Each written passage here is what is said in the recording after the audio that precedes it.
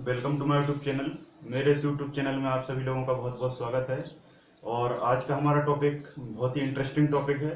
आज हम एक ऐसे विषय पर चर्चा करेंगे जो हाल फिलहाल में करंट का विषय बना हुआ है ना। तो आज का हमारा टॉपिक है टिड्डी दल का भारत में आगमन, है ना। जो टिड्डी दल है इसके बारे में आप लोग हाल फिलहाल में चर्चा में सुन रहे होंगे कि टिड्डी दल भारत में आ चुका है ना। तो इसके संबंध में जितनी भी चीज़ें हैं कि टिड्डी दल कैसे बना, कैसे इसकी उत्पत्ति हुई, कहाँ किस देश में इसकी उत्पत्ति हुई और कैसे कैसे ये रनिंग करते हुए भारत तक पहुंचा और भारत में पहली बार कहाँ पहुंचा और पहुंचने के बाद इसने क्या क्या नुकसान किए, है ना। नुकसान करने के बाद इसको कंट्रोल करने का क्या उपाय है, किस तरीके से इसका उपचार हो सकता है, कैसे इसको नियंत्रण किया जा सकता है।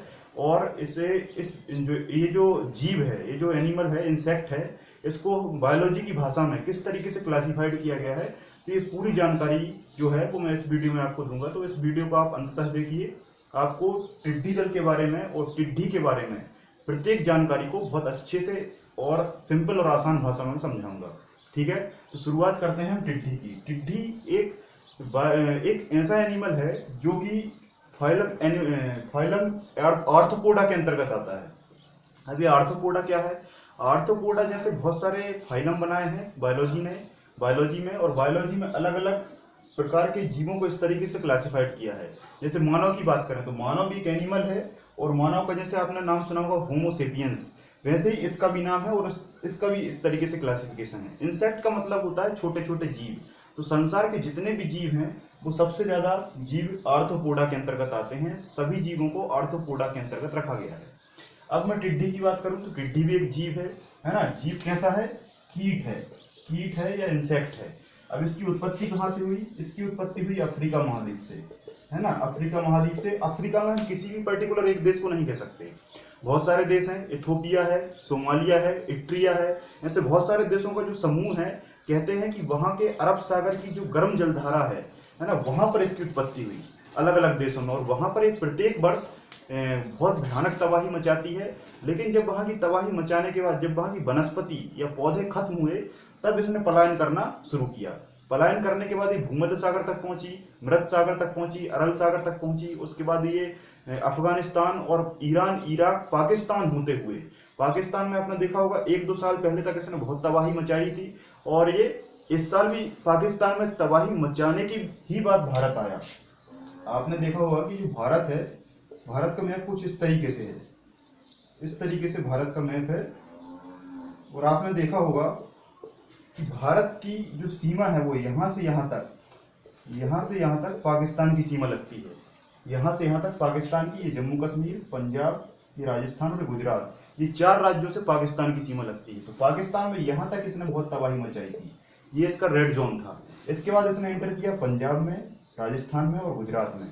अभी आपने सुना होगा कि हाल फिलहाल में सरकार ने गुजरात में बहुत सारे दल भेजे हैं कि ये जाकर टिड्डी को कंट्रोल करे और इसके आने का कारण और इसके कंट्रोल करने की बहुत सारी जो कारण हैं उनको पहचाने और समझे, है ना। तो इस तरीके से बहुत सारे उपाय चलाए जा रहे हैं। आपको पता है कि राजस्थान और गुजरात आपकी एमपी से भी यहाँ पर सीमा बनाता है ना। एमपी भी से भी सीमा बनाता है और ये दल एमपी में भी एंटर कर चुका है, ये बात भी आपको पता है। अभी ये बहुत सारी तबाही मचाता है। कुल मिलाकर सीधी बात यह है कि किसी भी प्रकार की वनस्पति हो या फसलें हों, सभी को ये तबाह कर देता है। अब तबाह क्यों करता है? क्योंकि सबसे बड़ी चीज क्या है कि ये जो कीट है ये 2 प्रकार का होता है। एक कीट होता है आम कीट, जर्नल इंसेक्ट, जो ज्यादा नुकसान नहीं पहुंचाता, जिसे हम ग्रॉस हॉपर कहते हैं, ग्रॉस हॉपर कहते हैं, टिड्डा कहते हैं। लेकिन ये टिड्डा कैसा है? ये टिड्डा है डिजर्ट ग्रॉस हॉपर है। ये टिड्डा कैसा है? डिजर्ट ग्रॉस हॉपर है, मरुस्थलीय टिड्डी है। अब मरुस्थल का मतलब क्या होता है कि मरुभूमि में उत्पन्न, और जो चीज मरुभूमि में उत्पन्न होती है वो अधिक शक्तिशाली होती है।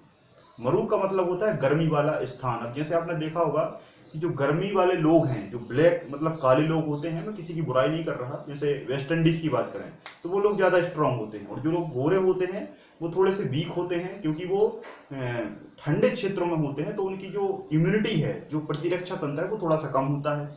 वैसे ये टिड्डी है, ये टिड्डी मरुस्थलीय टिड्डी है, बहुत मजबूत टिड्डी है।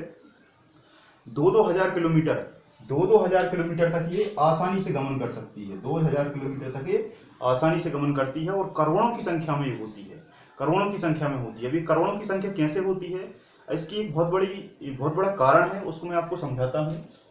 ये जो है ये टिड्डी ये अंडे देती है कब, ठंड में। अंडे कब देती है, ठंड में। और ठंड में ये प्रसुप्त रहती है, मतलब निष्क्रिय अवस्था में रहती है, क्योंकि इसके अंडे ठंड में होते हैं, इसलिए इसका ठंड में कोई नुकसान नहीं है। जैसे ही गर्मी आती है तो ये अंडे टिड्डी में तब्दील हो जाते हैं। और एक बात याद रखना, एक टिड्डी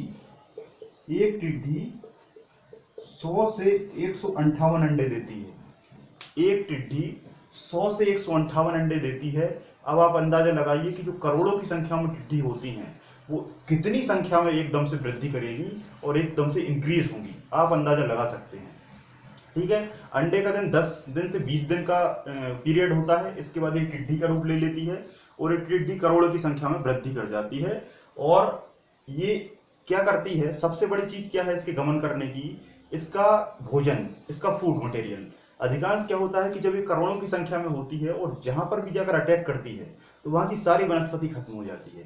जब वनस्पति खत्म होती है तो इसे जीवित रहने के लिए और वनस्पति की जरूरत पड़ती है, तो ये पलायन करती जाती है, फिर उतने क्षेत्र की वनस्पति खत्म करती है, पेड़ पौधों को खाती है, फिर आगे ट्रांसफर हो जाती है, फिर आगे ट्रांसफर हो जाती है। तो इस तरीके से लगातार ट्रांसफर होती रहती है।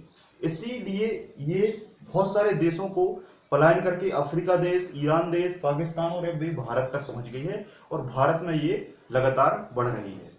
यहां तक बात आपको समझ में आई।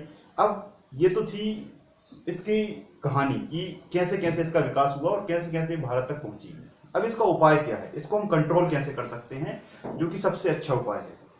सबसे पहले मैं आपको बताऊंगा साइंटिफिक रीजन या साइंटिफिक कंट्रोल, कि साइंटिफिक तरीके से किस तरीके से कंट्रोल किया जा सकता है। सबसे पहले क्या है कि जो एक दवा थी जिसका नाम था बीएससी का नाम शायद जो लोग केमिस्ट्री पढ़े हों वो लोग जानते होंगे। बीएससी का मतलब होता है बेंजीन हेक्साक्लोराइड। तो बेंजीन हेक्साक्लोराइड के प्रयोग करने से ये जो इंसेक्ट है, ये जो कीट है, ये पूरी तरीके से नष्ट हो जाता है। ये पूरी तरीके से कीट नष्ट हो जाता है। लेकिन इस पर गवर्नमेंट ने बैन लगा दिया है। इस पर गवर्नमेंट ने क्या कर दिया है, बैन लगा दिया है। बैन क्यों लगाया है, क्योंकि ये जो ऑर्गेनिक कंपाउंड है, ये कंपाउंड बहुत ही ज्यादा टॉक्सिक है, हानिकारक है। इसका जब उपयोग करते हैं, इसका जब उपयोग किया जाता है तो कीट तो खत्म होता ही है और कीट के साथ जो वनस्पति है वो भी खत्म हो जाती है और जो मानव इसका उपयोग करता है वो भी इससे प्रभावित हो जाता है। कहने का अर्थ ये है कि टिड्डी तो खत्म हो जाएगी लेकिन आपकी वनस्पति या फसल भी नष्ट हो जाएगी और आप जब इसको डालेंगे तो आप भी कहीं ना कहीं इससे प्रभावित हो जाएंगे। इसलिए इसको बैन कर दिया है ना। इसको बैन करने के बाद बहुत सारे और भी ऑर्गेनिक कंपाउंड आए। जैसे मैं बात करूं यहाँ लिखा है क्लोरोफाइरोफॉस, इसका उपयोग कर सकते हैं। क्लोरोफाइरोफॉस में क्लोरीन होता है और साथ में और भी ऑर्गेनिक कंपाउंड है और इसके उपयोग से आप इसको खत्म कर सकते हैं, है ना। एक और आता है ये लैम्डा साइक्लोरथिन दवा, इस दवा से भी टिड्डी को मारा जा सकता है। और एक आता है साइपरमेट्रिथिन 500 ml, इससे भी आप अपनी फसलों को बचा सकते हैं और टिड्डी को खत्म कर सकते हैं, है ना।